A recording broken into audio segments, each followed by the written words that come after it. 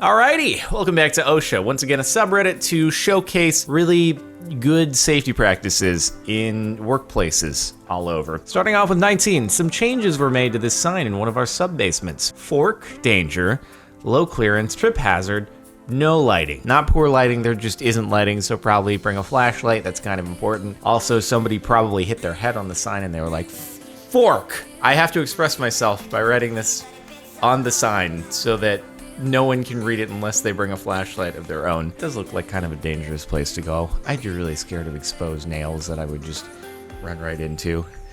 And then I'd be scared that I was gonna get tetanus. No thank you, I'm good. I'll stay out of there, dude. It's probably haunted. My bad coworker thinks pre-tipping pipettes is more efficient. I'm assuming, because I haven't worked with pipettes in quite some time, this is, you can get contamination in the pipettes. They're stored in probably a sealed, sanitized container, and then you take them out as soon as you need them, you pipette the volume you need, and then you dispose of them. For science reasons. I used these when I was at an internship thing over the summer. I think it was my between junior and senior year at high school. It's the first and last time I ever used these things, but I felt very high tech when I was doing it, but I don't really remember enough. But I'm assuming it's because of, you know, it needing to be sterilized for whatever chemical, not impacting your chemical reactions. It's important. Perhaps it's time to replace it. Yeah, I hope that isn't supporting anything important. Oh God, it's not the only one. This one over here, this has seen some better days everywhere. Oh, I hope that's not supporting anything that is over humans or supporting humans that humans could fall if that breaks. At least it's not actually wearing on that little part right there. You know, it's on other parts. So this could be broken, and it'd be fine actually, because it's on the other part of the chain. So we don't need to replace this, okay? We don't need to spend that. It's probably pretty expensive to have a really, really thick, heavy chain, okay? So we don't have that in our budget. All right, just deal with it. Extra grounding. Is that a screw in a cable? Because that seems like, could that actually electrocute you if you have a screw that's going into the cable and you touch it? Yeah, no, that'd probably be bad. I don't think that'd be good for you. Yeah, I don't think that'd be pretty bad for you. I don't recommend that. How does a screw end up inside of an electricity cable? Like, you kind of have to screw that thing in.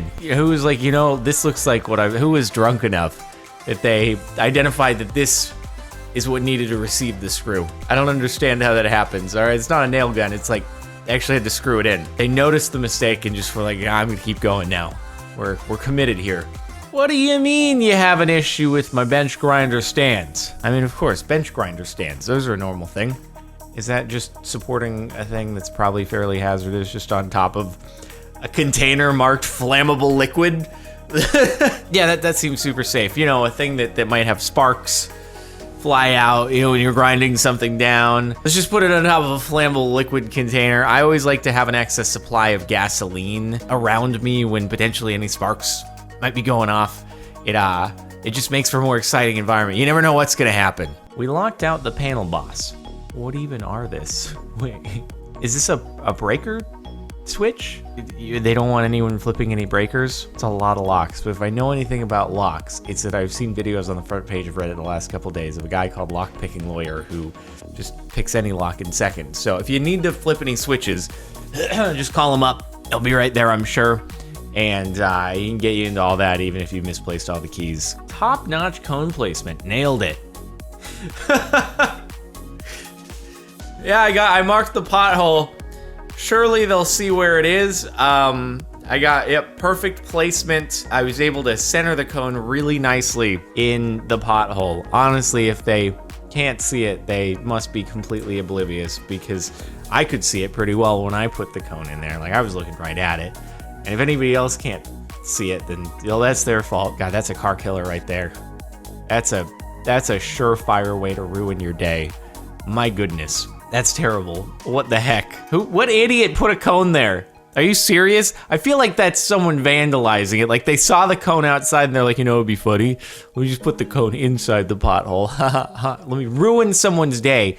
Not cool. Not cool at all. Treads? Who needs them? How does that even happen? Okay, the forklift. Okay, the word forklift is ruined for me. because God dang it. But anyway, the forklift, like that's where it lifts stuff is there. And how does that happen? Is it just that front weighted? Like, does it have something on the fork? The word fork is ruined for me when it actually needs to be used. Does it have something there that's like weighing it forward? Oh, I was so confused by the shadow. I thought that the thing was actually like off the ground and floating. Okay, no, it's this confusing perspective going on right here. Okay, it's on the ground at least. The front looks so well maintained. How do you wear out the back so much? I don't understand. Or why would you replace the front? Be like, oh, perfect, these look great. And just be like, we don't need the back. The front tires are all that matters on a forklift. It's all front weighted anyway when we have stuff on it. So the back can just be lifted off the ground. In fact, they rarely even have traction. They're just floating, as it looks like they're doing here with the confusing shadow perspective here. On an outlet at work, do not use plug. Possible fire. Poor plug has a black eye. Looks like it got punched in the face. Sad thing. That's a good way to do it. Just put a Post-it note that don't like cover up the socket, so that someone really has to actually try to get through the warning. Just put a warning. You might light the whole place on fire if you use this. Also, just in case you can't see, it's been burned pretty badly, but we'll leave it there just in case you still want to try. Okay, because sometimes you just really need to charge your phone. Super high ladder. I think you will appreciate it. What I want to know is how far down off the other side of this railing is the ladder coming from? And also, who is like, this is safe. Let me just mount the ladder on the other ladder and then just drape it over some shrubs. Like, that seems safe. Not even something solid, just leaves. Nothing could ever change where these leaves are. They don't blow in the wind.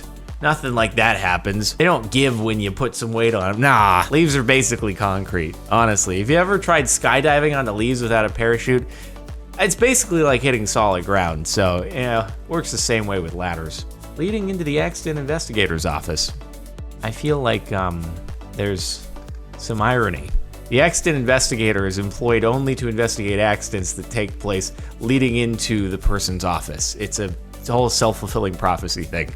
Those are the only accidents that are investigated by this person. Nothing else. All the job site accidents, for some reason, happen with the accident investigator. It's so weird. It's almost like if we actually remove them from the job site, suddenly there are no more accidents. They're creating their own problem that they're there to fix. Neurologists can't be bothered to put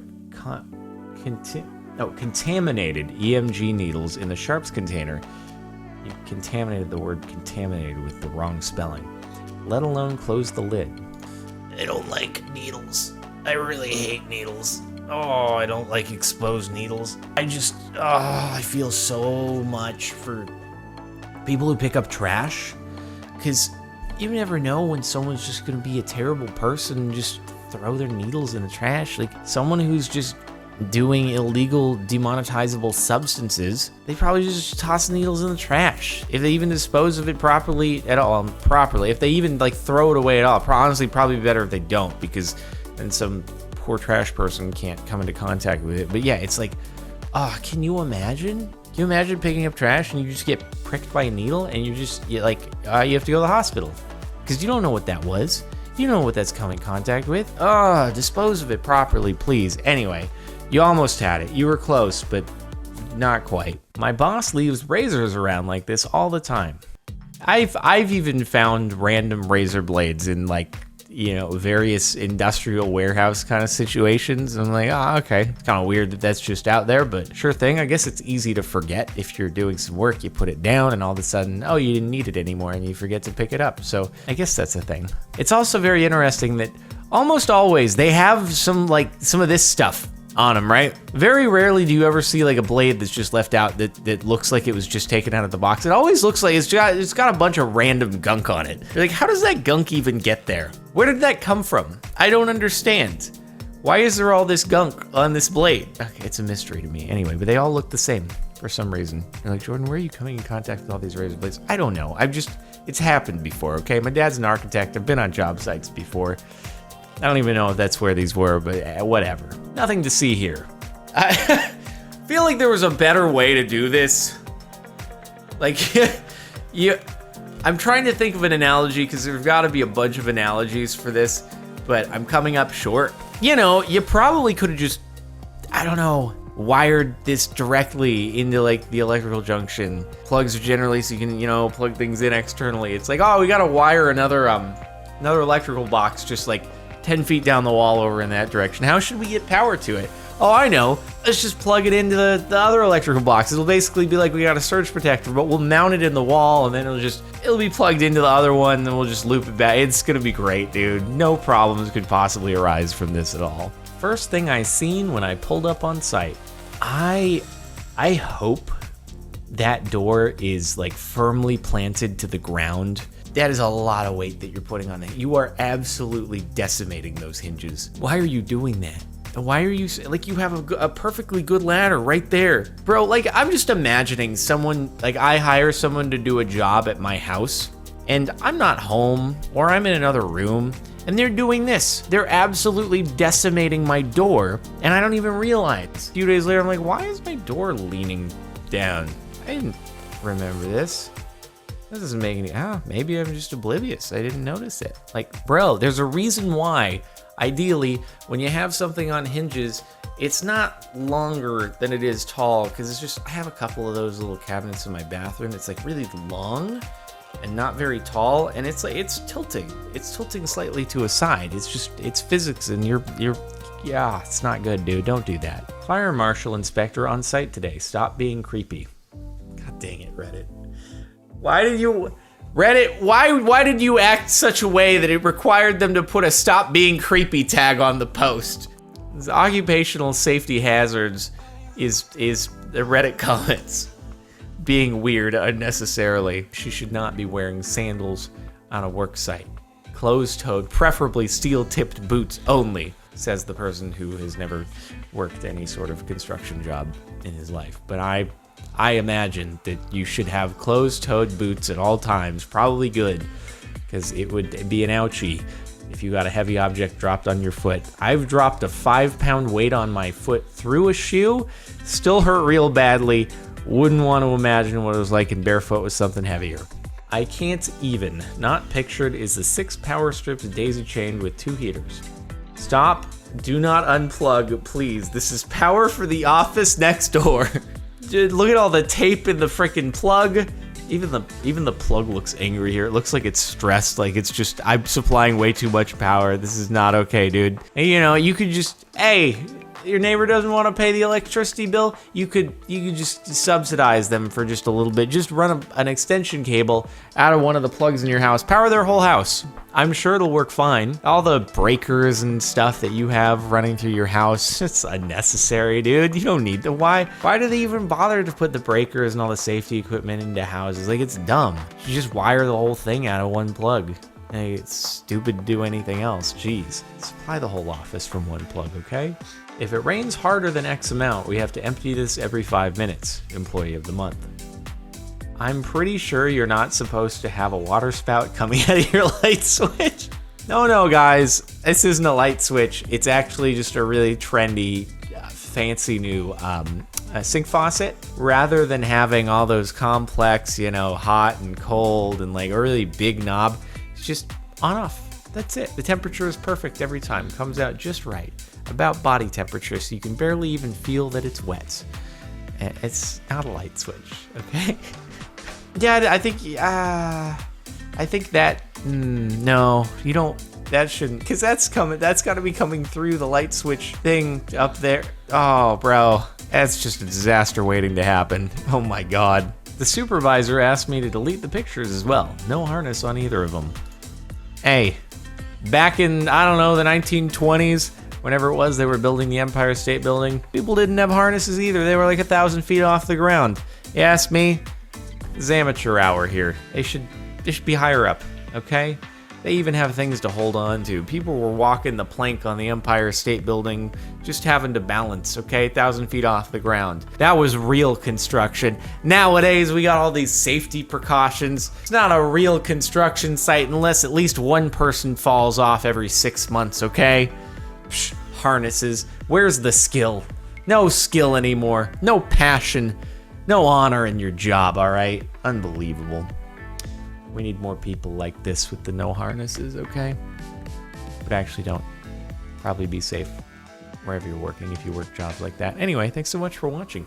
Hopefully you've enjoyed this last month of occupational safety hazards, and make sure to like if you liked. You can check out this and the last one that went up last month if you're interested. Playlist in the description, and subscribe to the channel if you're not already. That's it for now, and I'll see you next time.